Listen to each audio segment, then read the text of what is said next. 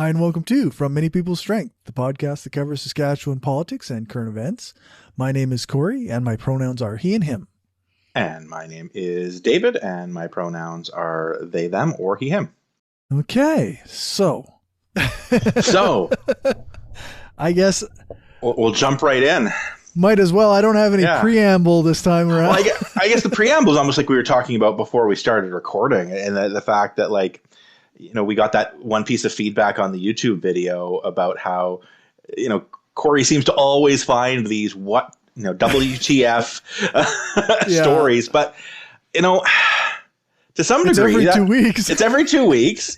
Some of them are out there. Like, you know, these the old, like, dog bites man isn't news, man bites dog is. Right. There's some of it, too, is like, you know, this isn't unusual. Like, I don't want us to start considering some of this stuff like the norm or normal, because it's not normal. But at the same time, a lot of this stuff has become the norm. Yeah, that's right. Which is scary and frustrating. But I think it's important to talk about it for that very reason, is so that people who go, oh, okay, well, that's just a weird fringe, that's just a one-off, that's not really common, you know. After a while, and I've said this on a number of topics, but after a while, like, when a one-off keeps happening over and over and over again, you can't call it a one-off anymore. Yeah. So, anyways, let's jump into some of these not so one-off stories.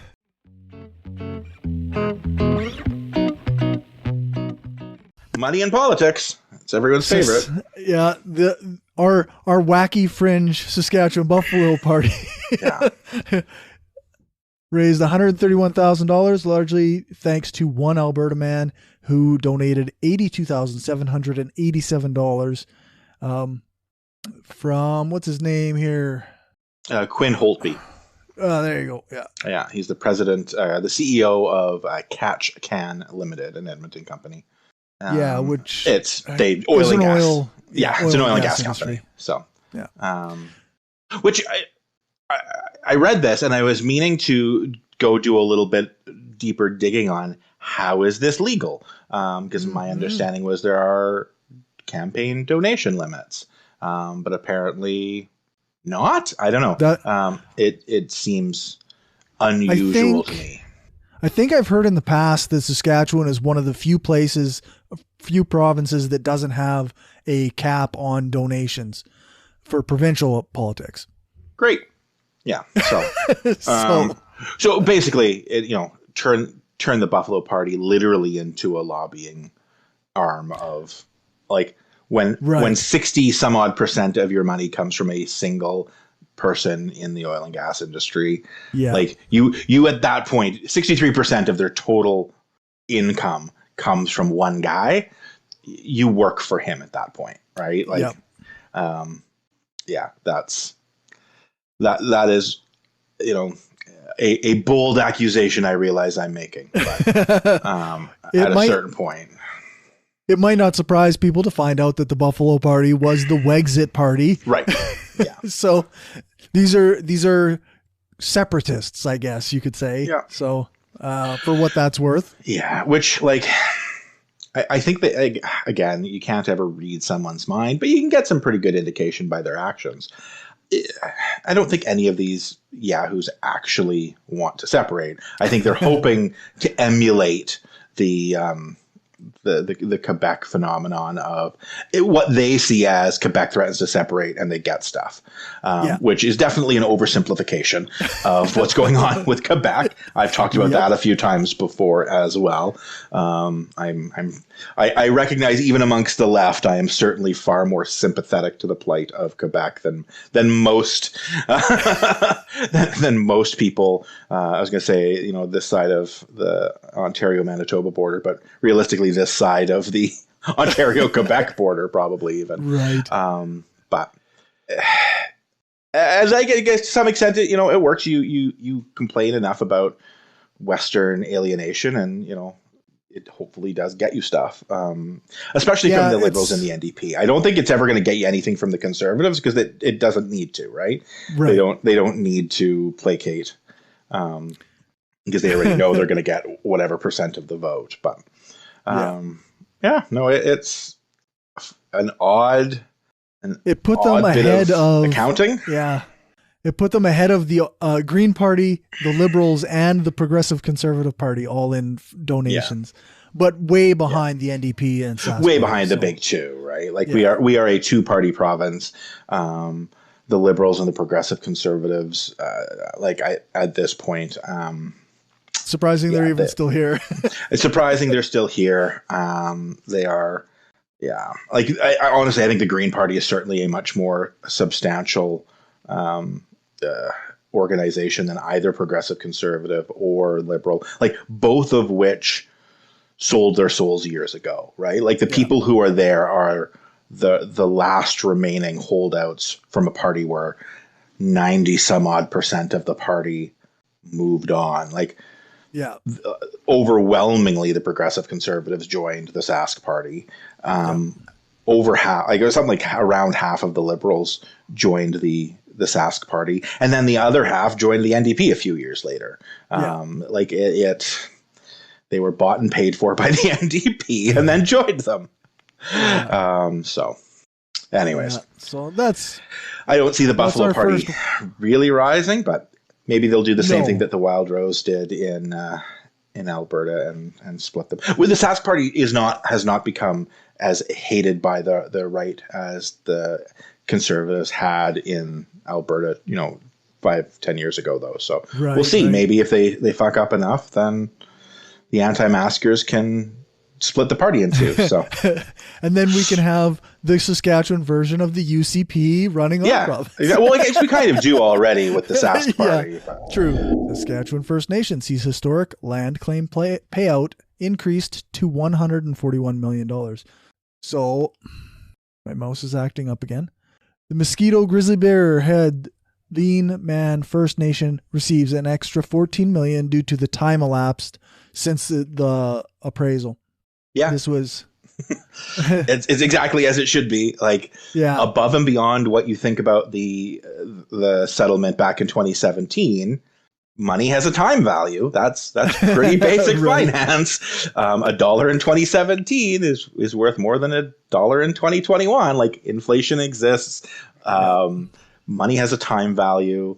The fact that the province dragged their heels in paying out what was owed, that's how this works. Yep. So exactly. So I mean, good for the Mosquito Grizzly Bears head. Lean Man First Nation. Yeah, no, it's good. I don't know what much more there is to say. No, it's good that settlement back in 2017, and it's good that the courts, recognize the fact that time elapsed since the appraisal, and that's what's owed. Yeah, I guess just for a few details, like the settlement came after First Nations members. This land was taken from the reserve. And the federal government just decided that it was, theirs, I guess. It's now Crown land. Sure. I shouldn't have said province. I should have said the federal. I think I said province. Right. I misspoke. But same. Like it's the government. The same general. The government. The feds, not the province. So So they I mean, they've been fighting for their. Since 1905, I believe, So, so they finally are getting it. Well, I felt it was fair to cover this because we've covered a speeder in Regina in the past, and this one's in Saskatoon. Okay. So he was going nearly twice the speed limit to help fix his car. Yeah. So 159 kilometers an hour is pretty damn fast. Yeah. I mean, it must be an 80 zone. To knock the rust off was his line. To knock the rust off the brakes. It's an allegedly impaired driver. I would imagine that one must be drunk to think that excuse would work for going that fast. Yeah. Well, I think we can even take the allegedly off. Like he was found guilty of impaired driving. I think it was a summary ticket though, so that's what it is. But he got the $360 alcohol ticket, $1,170 speeding ticket, 7-day vehicle impoundment, and 3-day license suspension. Again, I don't believe in, like, I'm a police and prison abolitionist. But it is telling that even someone driving drunk at 3:00 in the afternoon on a Wednesday, going 160 kilometers an hour in an 80 zone, is not facing jail time. Yep. And only loses his vehicle for 7 days and his driver's license for 3. Yeah, that's right. Like, so you have some pills in your pocket. You'll go to jail. Mm-hmm. That pills that only you are going to take. That's right. Not going to endanger anyone else. That can get you jail time. But like literally risking others. This is like, it is not exactly the most well-traveled stretch of road. That said, like 3:00 in the afternoon, like, you don't know. It could be. You don't know who's going to be there. You don't know what kids are going to be there. Yeah. Right. Like, it's an 80-kilometer-an-hour road. So yeah, like, kids should not be kids. Kids shouldn't be there. But bicyclists, other cars, right? Yep. Like, you are putting other people at risk driving 160 kilometers an hour. Yep. That's right. So yeah. And it speaks to the types of crimes, that we punish harshly and the ones that we don't. Drinking and driving and speeding seem to always be the ones that don't really warrant severe punishment.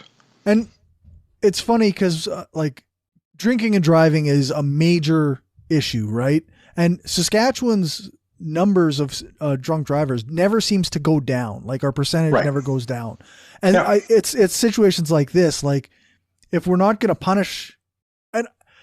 Again, I'm not a pro-cop person, but if we're not going to take care of these situations, then people are going to do whatever they do. There's no consequences. Yeah, no, absolutely. And it's frustrating, and I don't know what the solution is. Saskatchewan unveils locations of newest overseas trade offices. So the Saskatchewan government is announced Wednesday it will be opening trade and investment offices in London, Mexico City, Dubai, United Arab Emirates, and Ho Chi Minh City, Vietnam. So, yeah, this is another thing. We already have apparently offices in China, India, Japan, and Singapore. And I don't know. This was a headline that I thought, like, I don't know that much about our international trade. I know we export a lot of things. Yeah. But it's not unusual. It's a sign of economic growth. So that's a good thing. Yeah, I don't know what much more to say about this one. Like I want to say it's a positive thing. I think it is a positive thing. I think the fact that we're talking about agricultural exports, and predominantly countries where we're, like I said, exporting, agricultural rather than energy is probably a positive thing. It is a sign of greater diversity within our economy, that we're not just focusing on places we can sell oil to. Yeah. And yeah, like we need to start doing more of that. Agriculture from an environmental standpoint is very different, but from an economic standpoint, agriculture does run into a lot of the same issues that oil and gas does. It's primary industry. It's cyclical. Like there's issues around it. You don't want to put all your eggs in one basket, but I don't think we're worried about too many eggs in the agricultural basket currently. I think we moved away from that, and probably a little more than we should have, and being able to go back to it is good. Yep. I know people on both the left and the right are going to be upset about globalism and international trade, and which there are issues with that. So that's fair, right? Like there's real legit criticism to be had with the spread of globalization and the, I guess, the effect on wages and everything. But as far as local economy goes, this is probably good for our province.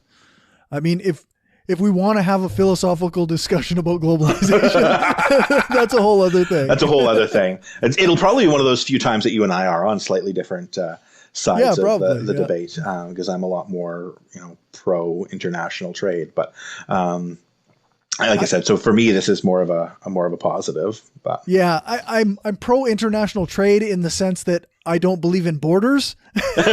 Yes. So there's that, but also the way the world is currently, it's complicated. So yeah. So I think I think you're right. That's a bigger conversation than just Saskatchewan opening up some trade offices. So yeah, that's right. But we definitely have a provincial government that wants to punch above its weight, which at times you and I both sort of see and cringe at. But I think at times there are positive aspects of that as well. As long as it's being done in a way that actually is lifting up Saskatchewan rather than tearing down the rest of the country. Yes. And this likely is. So that's a positive. It's just that's a line that sometimes gets overstepped a bit. Okay, so this story was on the 17th. So that's 6 days ago. I haven't seen an update. Normally I get a lot of these stories coming at me all the time, so I kind of expected to get something. But City of PA declares state of emergency, partial evacuation because of forest fires. The order applies to people north of Highway 55, east of the Cloverdale Road, and west of the Honeymoon Road. And there's this picture here that looks like there's a lot of smoke. That would be pretty bad to be around, I would think. Yeah. So it sounds like, that a lot of the damage was contained. Since this story, just a couple days ago, the Prince Albert Fire Chief, came out and said, quick response, fire suppression crews, built-in sprinkler systems that were used to save homes, likely saved, upwards of several $1 million of damage. And my understanding is there was no loss of life, which quite frankly is infinitely more important than loss of property. So people evacuated when they were told to evacuate, which, that's nice to hear. That's nice to hear, right? Again, firefighters from the Saskatchewan Public Safety Agency, sounds like they jumped into action very, very quickly. They didn't sort of do the whole wait to see what happens. And there's air tankers and bucketing helicopters. So we've got systems in place. And again, you try not to politicize everything, but the fact that, this is socialism at work, right? We are having, this is exactly, or I guess collectivism, let's say, not necessarily socialism, but, collective well-being and, pooling resources to be able to deal with things like this in a rapid manner is pretty critical. So, yep. No, and they did apparently a pretty good job. So this is good. Yeah. Not good that it happened in the first place. Not good that it happened in the first place. But handled well. Handled well. Hopefully everyone continues to honor and respect the fire ban. Hopefully we can get some more rain, which I think, I think that's, we talk about how our show title is based on the Saskatchewan motto, but perhaps the unofficial Saskatchewan motto of "sure could use some rain" continues to apply. I guess we're not quite there yet, but one of the stories in the quick looks is a discussion on the dry conditions. Yeah, and this week we were expecting a lot of rain on Friday, Saturday, and today. Yeah, and in Regina we did, but I don't know how that happened up in PA. So yeah, I know down south where I work, we got a lot of rain on Friday and Thursday actually too. But one of these things in Saskatchewan is you can't complain about the rain. Because every time if you feel like you're complaining about the rain, there's always that one person who's like, yeah, but We need it for the farmers. We need it for the crops, yeah. Which until you don't, right? Because that's right. The one thing that gets complained about more than not enough rain is too much rain from an agricultural perspective. Which again, like is legitimate. It's got to have that balance. Agriculture requires a narrow Goldilocks zone of precipitation, and I suspect that's that is going to become more and more an issue as weather becomes more extreme. So we are going to have more and more summers where it's like 1 month everything is super dry and parched and everyone's begging the sky for rain, to 3 weeks later everything's flooded and you can't drive machinery on the fields because it's 2 feet deep mud and water at that point, right? So we're going to have more extreme weather. It's something we'll need to brace for. Yep.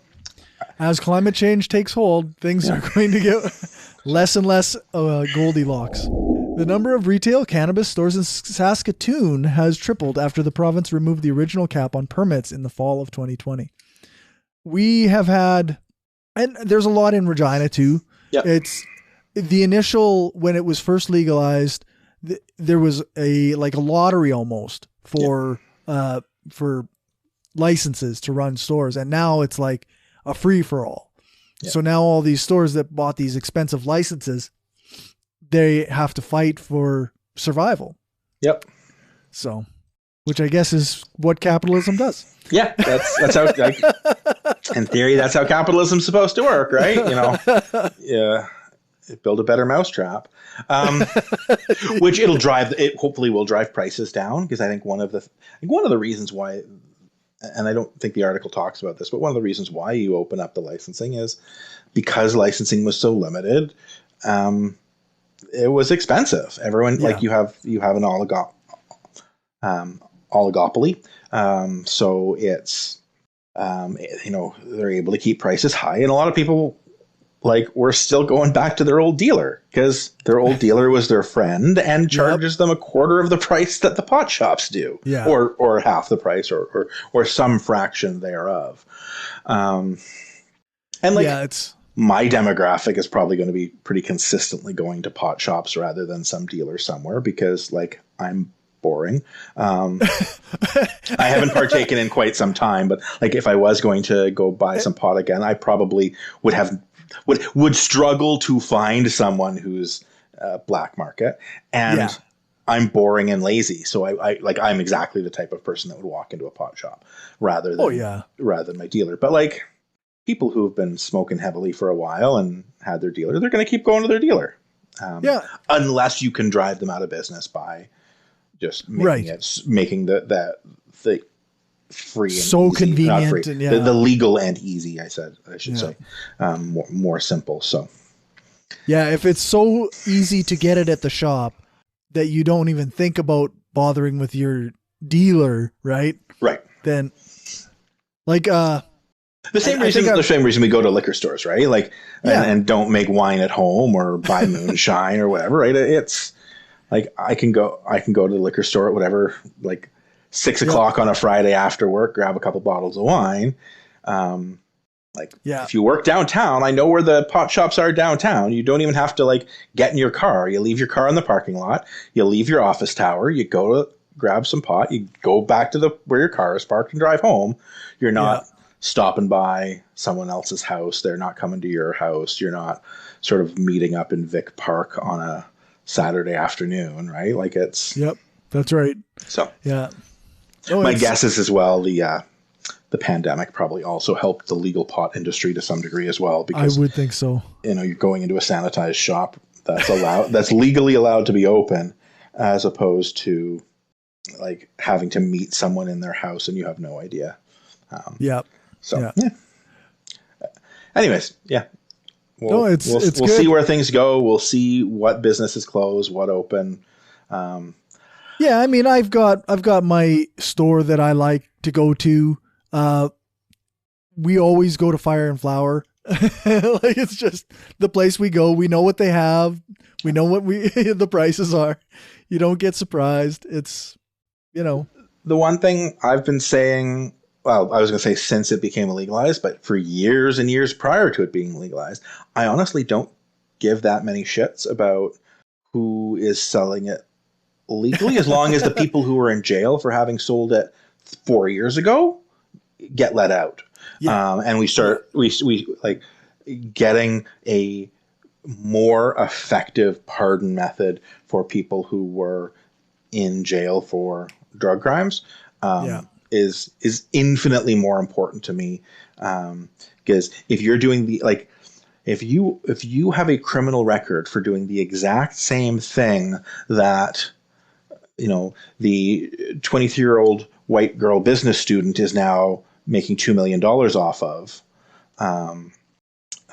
there's a discrepancy there, right? Yeah, that's an issue. So, and that is not meant in any way, shape, or form to be a discount or an insult to woman in the article, Sieben Schuback. Like, I'm, good for her. That's awesome that she has built a business case. Quite frankly, I'd rather a 23-year-old business student be the one making the money rather than President's Choice pot brands. Yep. Loblaws doesn't need the money. Loblaws doesn't need the money. Yeah. So, that's great that she's doing what she's doing. But far, far more importantly is let's start giving pardons to all the people who have criminal records for doing the same thing she did. Yeah, for sure.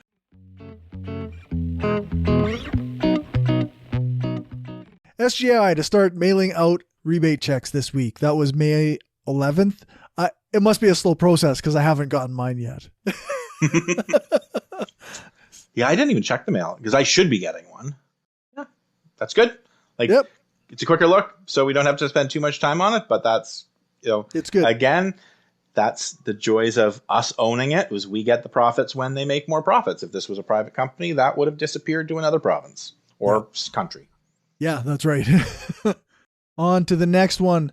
This is a bit of I don't know if it's a NIMBY or if it's a genuine concern over Viterra putting their plant out by, I think it's up in the north area.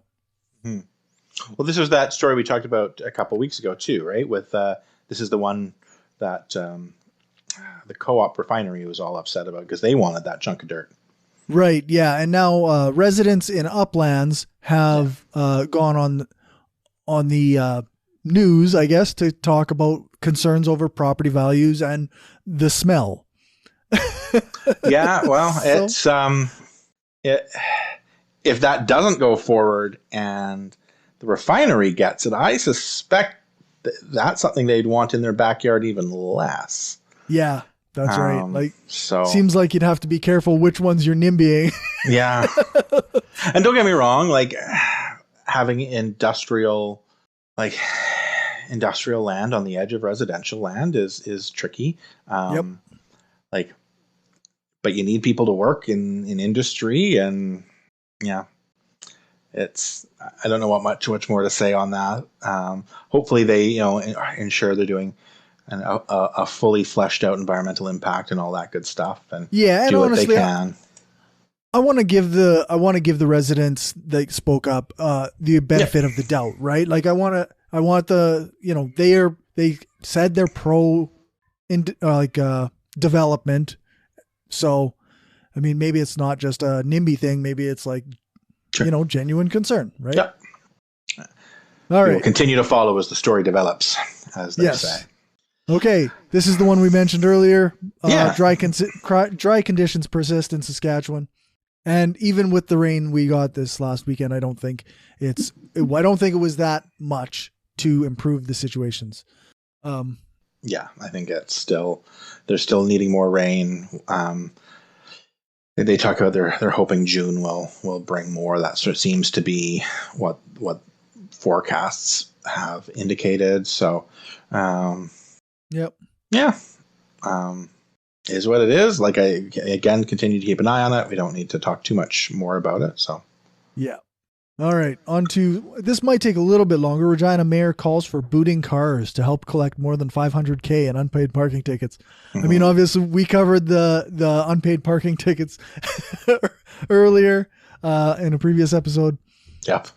So some of them were pretty extreme. So yeah. So now we're taking extreme measures to collect on these is the attempt.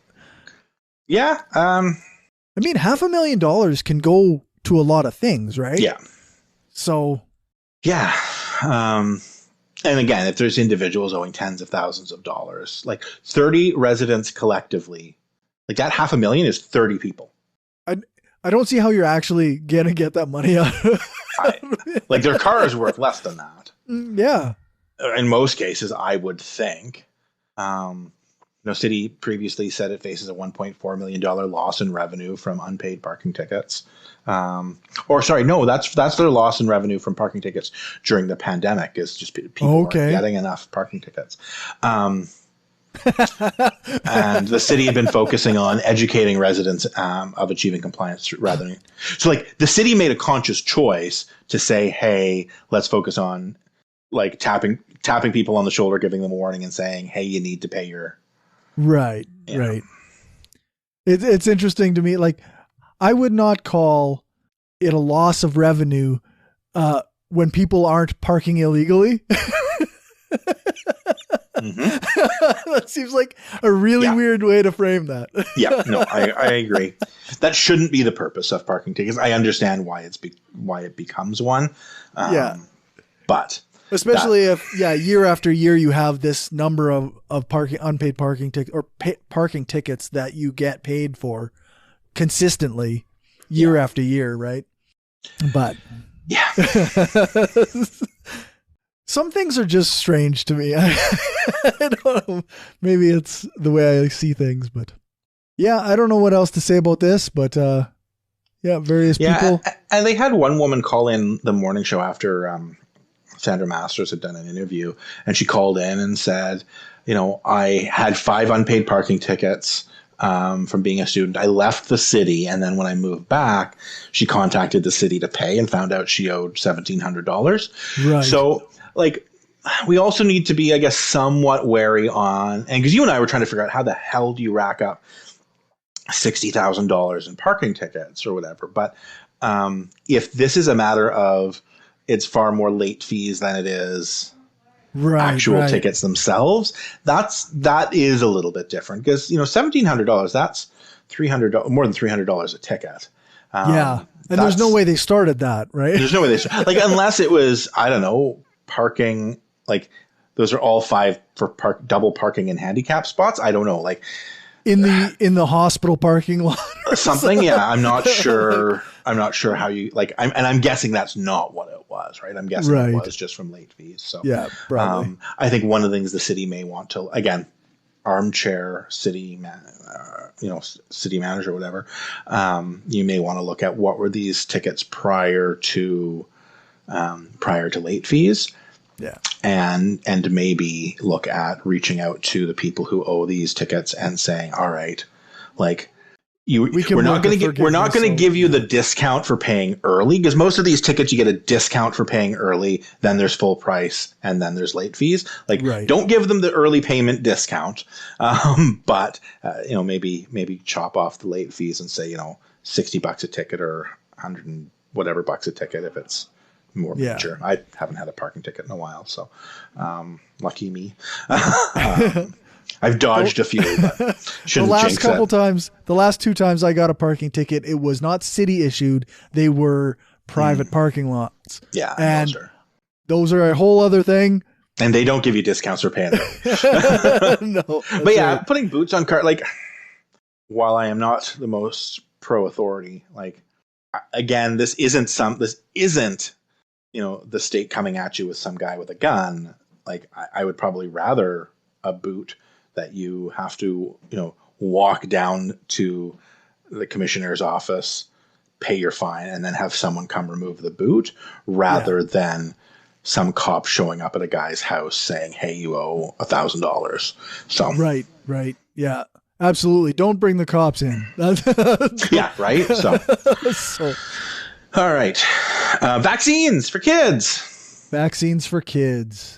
Where am I? Vaccines for kids. Yeah. Sask children 12 and older. To be eligible for vaccines next week. School-based shots likely in early June.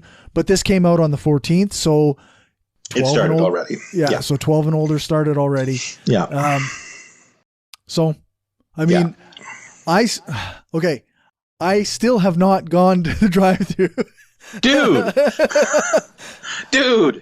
It was closed for most of the week the last set of days off, and then obviously when I'm on shift, because they've now opened it up to all ages, right? So that's so it's going to be busy.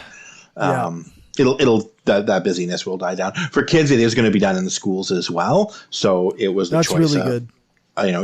Going into the drive-through or booking it through a pharmacy will get it for you early. Last week, before I guess last week or whenever it was, I had spent a couple hours on the phone calling pharmacies to try and get my older son an appointment, and it couldn't. Oh yeah, they were all all their appointments were full, or they were out of the vaccine altogether. And so looking at doing the drive-through, my co-parent is now back in the house. So by Thursday, my co-parent was in the house. She's with the kids all of this coming week. So I may end up having to wait till the following weekend to bring them, or I might just say, hey, I'm going to go do it with them. Right. But yeah, no, it's good. We're again, that light at the end of that tunnel is so close. Yeah. We're over 50% vaccinated right now is what I think I read. So that's good. I mean, on the first shot. Yeah. On the first shot. That's right. Which, what did they say? Like gives you 70% effectiveness? Yeah. I don't know how accurate that number is, but it's pretty good. And again, like any vaccination, what the first vaccination will do is, even if you do contract it, it'll lessen the symptoms. Right. So you'll be less contagious, et cetera, et cetera. So, yep. We're that light's at the end of the tunnel. And then we can move on to prepping for when things happen in future, right? Like that's going to be the final step that I want to start talking about a little bit more now already. So that, I know people are don't want to hear that, but what happens in 4 years when it's not COVID-19, but something 23, right? So, or 25 or whatever year it sort of comes up. So, it'll be. It's good that we're out again for kids. It sounds like it's probably at least a year away for kids under 12. Right. My 11-year-old, he turned 11 in March. He was like, okay, how soon till I can get it? And I had to have that sorry, bud, odds are you're going to turn 12 before 11-year-olds are going to be able to get it. Yeah. So that's your vaccination date will very likely be your 12th birthday. Right. So cabin owners are mad because their government lease fees went up 300%. So, I mean, cabin owner in Northeast Saskatchewan says a 300% increase on land lease rates is unfair, and he wants the province to reconsider. Annual lease rates for cabins on Crown land in the northern half of the province is now nearly $900 per year for all properties, and 3 years ago it was $275. Yeah. And initially, when I was reading this article, I was like, "Okay, you own a cabin, like, come on." But apparently, some of these people, like, that's their house. Actually, it's not like some cabin they go to seasonally. Some people actually live there, and that seems a little bit like more of an issue, I guess.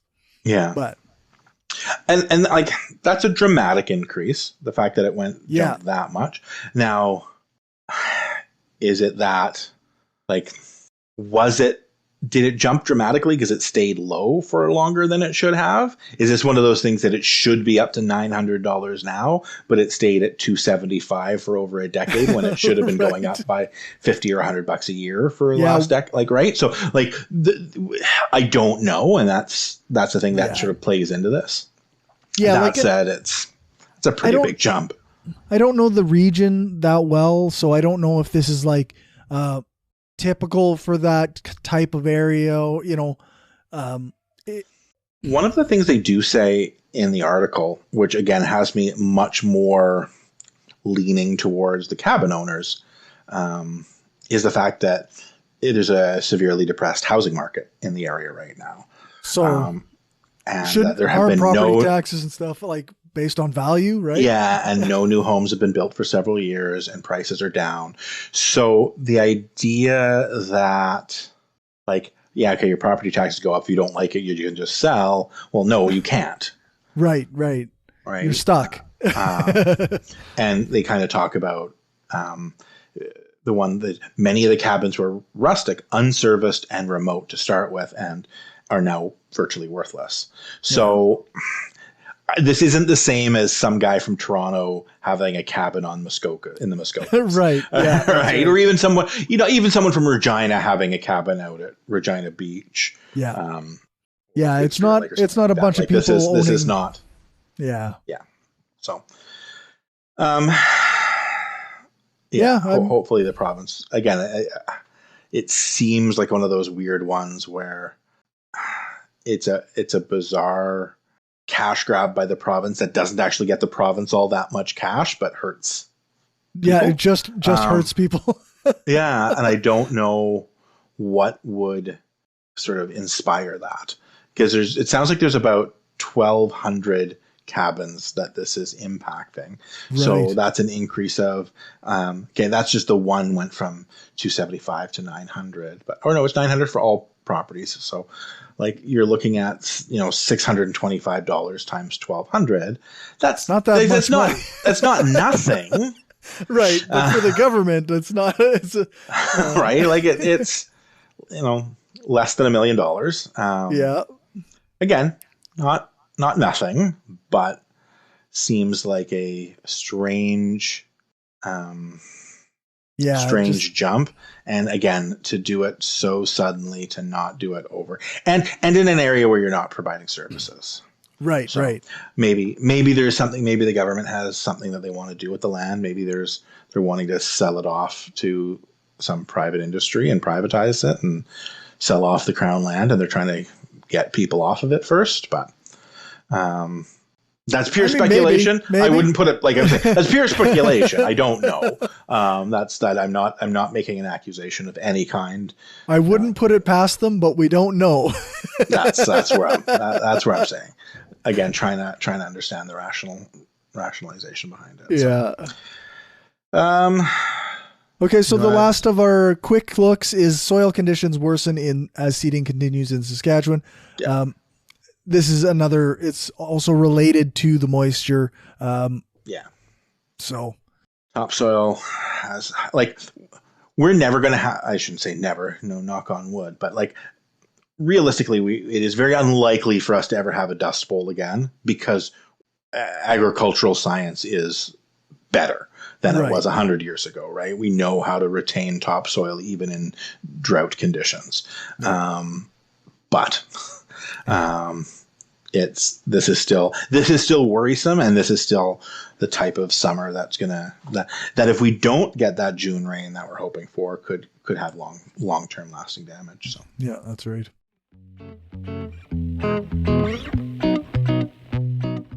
Prince Albert, RCMP officer charged with the murder of a 26-year-old man from Clearwater River, Dene Nation.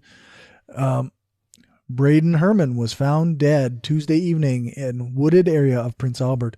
Yeah. And the RCMP officer, Bernie Herman. No relation. They're not related to each other. They are friends. Coincidental last name. Yeah. And I mean, you go into this article and it seems clear like that this RCMP officer, Bernie Herman, was he was what some people classified as harassing Braden. Yeah. And they lived together. I don't know, obviously nobody can know their exact relationship. Right. But it seems pretty odd to me that this cop was harassing this young man and then allegedly killed him. This is, again, one of those stories where we're getting the preliminary details right now. It's tragic all around. You always hear the stories of young men who's had struggles early on in life, and the tragedy always seems to strike a couple of years after they've gotten their life back on track. Which just makes it that much more tragic. Yeah. No, I shouldn't say that. It would be just as tragic if he hadn't got his life back on track. That was a shitty thing for me to say. I apologize. But it is tragic that someone has put as much work into turning their life around, overcoming hardship,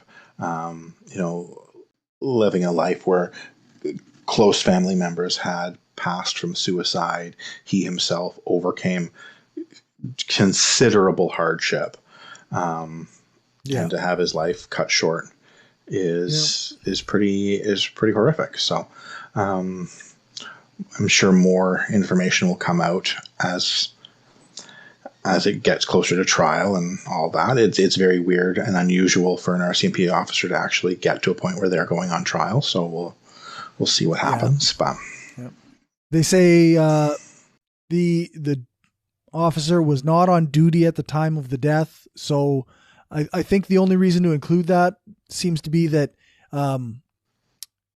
that means that there's no necessarily an alibi. Like nobody knew where his, Yeah. Well, and it removes a lot of protections for the accused. If he was on duty, like if a cop's on duty, the bar for justifiable blah, blah, blah bullshit is pretty low, right? Like they don't have to justify a lot to say, oh, I was exercising my duty. I felt my life was at risk. Therefore X, Y, Z. But if he wasn't on duty, that removes a lot of those protections. Even in Canada, we're not as bad as they are in some U.S. states or most U.S. states or possibly even all U.S. states, but it's still not great. And I guess let's see. This article came out on the 12th, so they had an autopsy scheduled and a court date, like a preliminary court date, in PA for the following Thursday, which has come and gone, obviously. So there should be more details coming out soon if they aren't already out and we just don't have them. Yeah. We can definitely dive deeper into this in 2 weeks, and maybe talk about this a little bit more, either in 2 weeks again or even further into the future as more details come out. A children's advocate investigating ministry oversight in persons of sufficient interest cases. Yeah. So persons of sufficient interest, for anyone listening, is not the whole persons of interest you hear in crime dramas, right? Like persons of sufficient interest is, for all intents and purposes, it's family members of the child that are going into foster care or close friends. It's when Child Protective Services takes a child away from their parents, and they are situated then with close friends or family members rather than going into sort of at arm's length foster care. Yeah. And the long and the short of it is we're not doing a good enough job monitoring that. Yeah, that's right. Like for arm's length foster care, again, there isn't good enough monitoring there either. But this report seems to be saying it's even worse when it's persons of sufficient interest. So we're taking kids out of unsafe environments and possibly putting them into just as unsafe, if not worse. Yeah, like they say, we have had several cases where children have been injured or died in PSI care over the years. And more recently, in the last year, we have had a few cases. Yeah. So it seems like that's why this is happening, right? They're looking into this because kids are getting hurt and dying. And the recommendation, the fact that this is even a recommendation is kind of terrifying. Not because they're recommending it, but because this is considered like the added steps of protection. It's getting looked into once per year. Right. They're looking into the well-being. Like that's the recommendation. That's not current state that we're going to improve upon. We are looking at improving up to a state where the well-being of the children is looked in on in person once per year. Yeah. Whereas basically what it is currently is if there is a report, if someone complains about neglect or abuse, there'll be someone go out to look, but otherwise they try and get out as much as possible, but there's no actual. Yeah. minimum threshold. So, and the thing with something like that is that it's probably not a matter of people not wanting to get out there kind of thing. Like, it's, correct. Yeah, I don't blame. It's probably a shorthanded situation. Like these organizations or these oversight committees and stuff, they always seem to be shorthanded. Yeah. So. Yeah. So basically, the big concern, what the advocate is advocating is that these persons of sufficient interest, caregivers, are subjected or have the same level of approval process and supervision as adoptive parents, and the same, like I said, the same level of oversight as foster parents or alternative caregivers, which seems pretty reasonable. But again, it requires more money. Yep. And it's interesting because we're currently going into the foster care process. Like, we are looking at fostering good children. for you. And it's a long process with a lot of steps and a lot of you have to go into training before you go in, and like there's pre-training and post-training and cultural training and interviews with all the family members that you have, and it's a big deal. Yeah. So if as it should be. Yeah, as it should be, absolutely, because you're introducing children into your house that aren't yours. You're caring for them, and a PSI, persons of sufficient interest, should probably have something close to that. And of course, as always, the best solution is putting in place supports and resources so that the kids don't have to be taken away in the first place.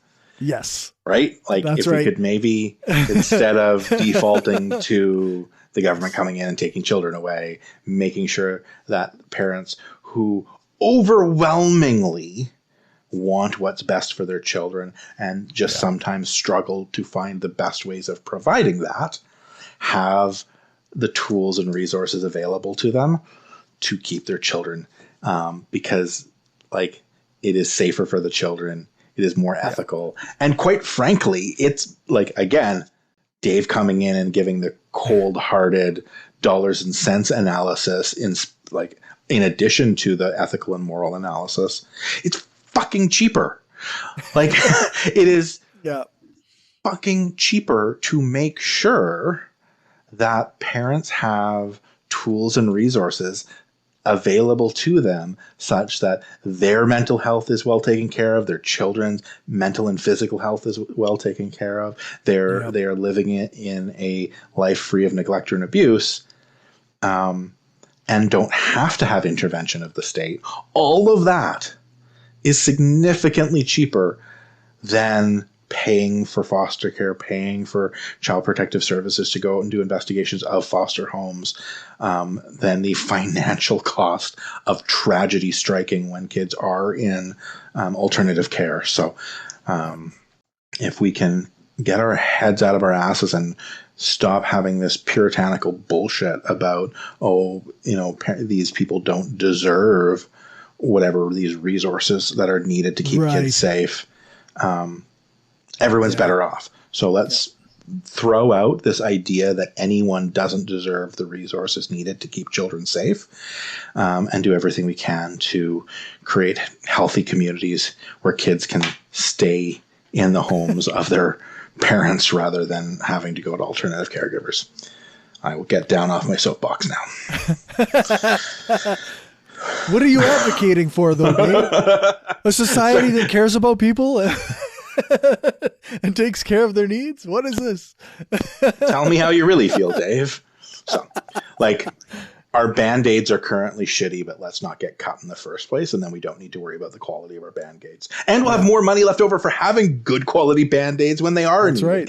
You know what? Right. Ultimately, I'm not naive enough to think we will never need alternative care for children. If nothing else, things like car accidents are going to continue happening. Right. And parents will pass away. But if we get rid of generational trauma and we break cycles of abuse, and if we allow communities that have been marginalized to have tools available to them, and we stop making racist assumptions about the well-being of children, we're we're going to have a lot better time all around, and we're going to have a much more thriving society all around too. So John Gormley is a dick.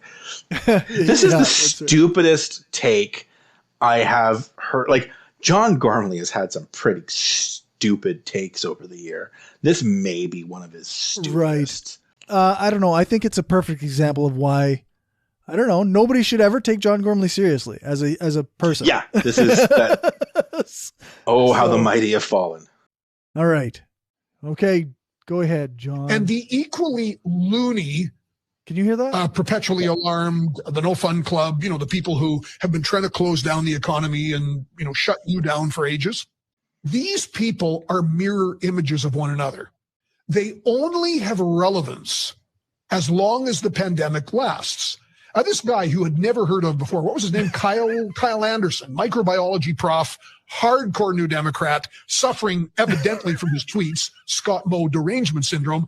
I had never heard of Kyle Anderson. I didn't know who he was. Apparently he's on faculty. He's a microbiologist. Kyle Anderson only as a public figure lives and breathes as long as we have a pandemic. So he's on the reactionary, shut down the economy, don't let people go out crowd, just like Max Bernier and his nitwits are on the reactionary freedom crowd. No, that's not when what the pandemic's over. Means, John. I don't care about the freedom crowd. When the pandemic's over, I don't care about the No Fun Club. Okay, John, reactionary doesn't mean reacts to things. That's not what reactionary is. Yeah. Does anyone else have the overwhelming urge to just be like, okay, Grandpa? Right. Yeah. Yeah. Go take your meds and have a nap. Maybe that's ageist. That's not fair. Yeah, that's fair. Okay, good point. Kyle himself joked around about it too, right? Like, Kyle's like, yes, I am the hardcore New Democrat and the leader of the No Fun Club. Also, Kyle makes the point, Gormley must be terrible at poker because this is ridiculously transparent. Yeah. This idea that, my side is being super, super shitty and we're placating them. So I can't just acknowledge that the anti-maskers and these dyed-in-the-wool conservatives are being dangerous. I have to then somehow draw a false both sides-ism. My metaphor is like these firefighters are only relevant when there's fires, which makes firefighters no different from arsonists. They're the same thing. When the fire's put out, we won't care about the firefighters anymore. You know what? They're reacting to the fire. Therefore they're reactionaries. And I'm pretty sure, again, I don't know Kyle super, super well. We're not close friends, but I know him well enough to know I think he'll be perfectly happy to go back to being a highly respected university professor who doesn't have to be on TV all the time talking about a global pandemic when the global pandemic passes. Yeah, you think? Right? You might actually I'm 90% sure Kyle's going to be just fine going back to being a leader in his field. Right? Only a renowned microbiologist. Because the fact that John Gormley doesn't know, renowned microbiologist doesn't surprise me. No, that's right. Nor should he. I didn't know. It's not a field that, I didn't know what Kyle was a professor of prior to the pandemic. He's a casual friend. I knew he was a professor at the U of S. It's not like he goes around bragging about his credentials. And then the pandemic hit. And then Kyle started talking about stuff. I'm like, oh, shit, you're actually an expert. When they say, listen to people who have expertise on a thing. And the other thing about Kyle, if you listen to any of the things that he talks about and his posts on social media and when he does media appearance, when he's on TV, when he's on the radio and whatnot, is like most scientists, he quotes the actual data and the research. You can look at all the same information Kyle looked at for the most part. Like, it's not like he's expressing some appeal to authority. Don't just believe me because I'm a scientist. No. He's doing the, hey, I can help you interpret data because, again, that's what I'm trained in. I can help you find the data because, again, that's what he's trained in. But then he shows the data. Then he shows the numbers. Then he shows the tracking. Then he can make, predictive statements based on the data he's seeing, and is right almost every single time about what he thinks might happen. And you know what? He probably is erring on the side of caution more than some might. In the same way, I bought a house from a firefighter, and there were a shit ton of smoke detectors in the house when I got it. Like, there are more smoke detectors in my house than there were when I bought it than is probably required by building codes. Almost because like it was built by a firefighter. Right? Like, that, I bought it from the original owners. The original owner was a firefighter. Yeah. Sounds about right. Right. And like, so is that slightly more cautious than need be? Maybe. Same with some of Kyle's recommendations erring on the side of caution, because, and same with Dr. Fauci, same with Dr. Tam. Like, a lot of them are, and Fauci used to say that himself quite a bit, but I think all of these doctors and scientists will tell you the same thing of, I am purely analyzing this from the framework of the science I am trained on. So I recognize there are competing interests that are going to balance out my recommendations. But that doesn't make them reactionary. No. So that's not what reactionary means. That's not what reactionary means. But again, like, it's when you know your own people are being shitty, you have two choices. You can either confront the shittiness within your own side or within your own in-group and risk being ostracized by a portion of your own in-group, or splitting the in-group in two, or any number of other sort of actual personal consequences. Yeah. Or you can try and do both sidesism and say, well, both sides are just as bad. So let's not be accountable for the shitty people within our own side by trying to make it seem like both sides are just as bad. And sometimes, like, in some debates, both sides do have bad actors within them. But there are debates where issues, I can see a number. But you also got to look at who has power within different organizations, right? Like, you look at what might be considered fringe elements within the left and the right within Canada. The fringe elements within the left have very, very little power in Canada. Yeah, like, right. You and I have gotten frustrated, me probably even more so, but with some of the more fringe elements that show up on your social media and are literally advocating to have me executed because of my job.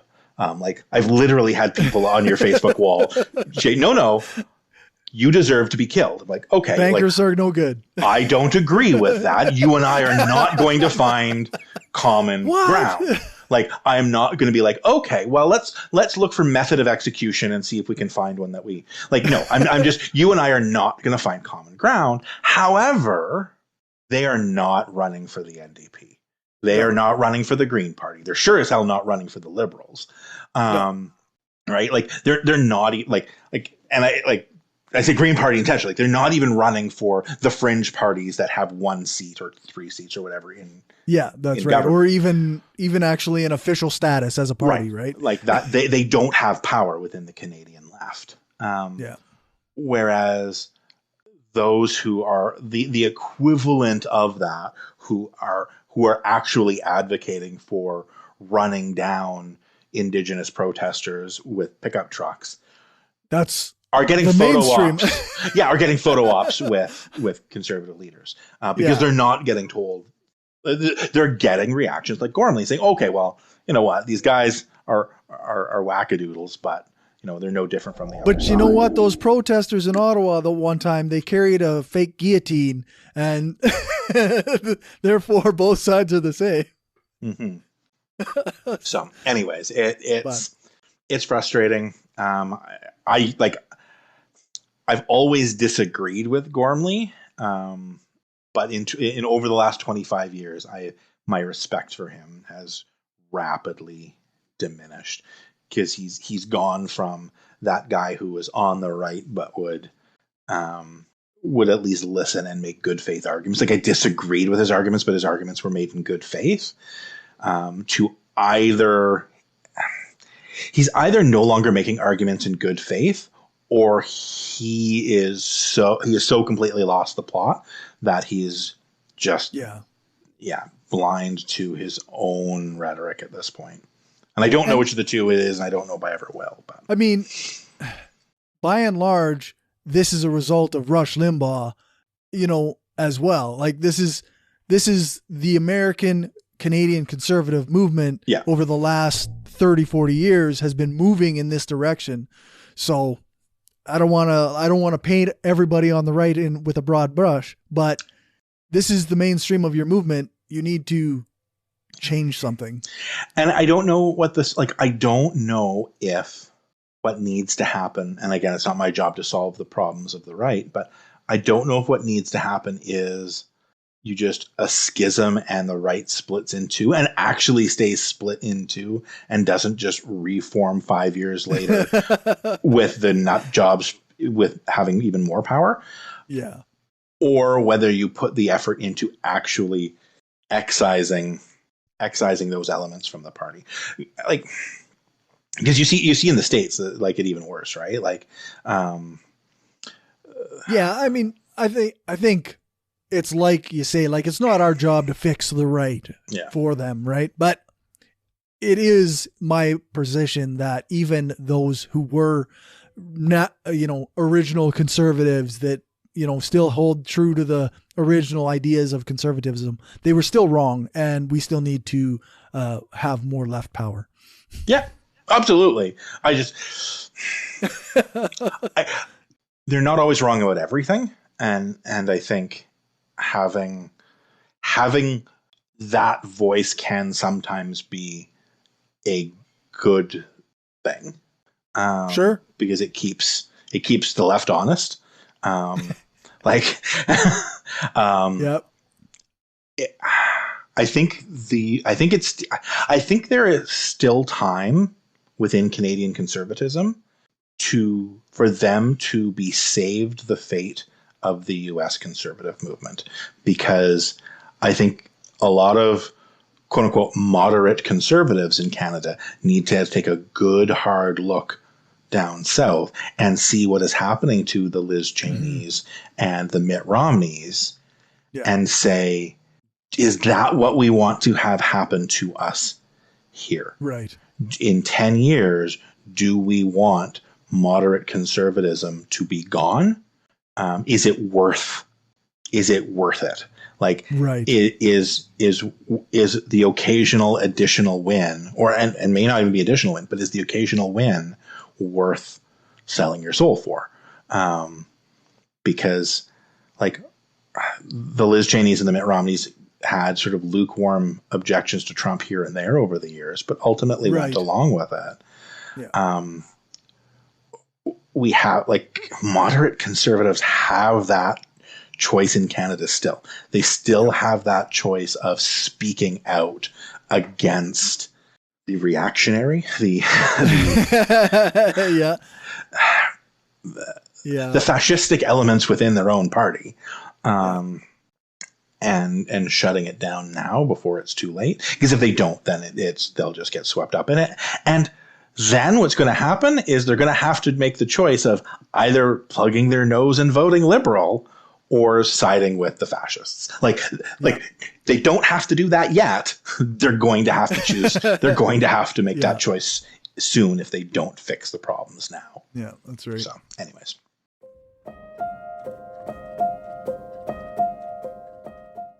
Good news, but slow good news, and people need to stop assuming that people need, the light at the end of the tunnel is coming. That's a good thing. It's coming maybe faster than we thought a couple weeks ago, slower than we thought a couple months ago, and we're not at that light yet. So stop behaving like we're out of the tunnel.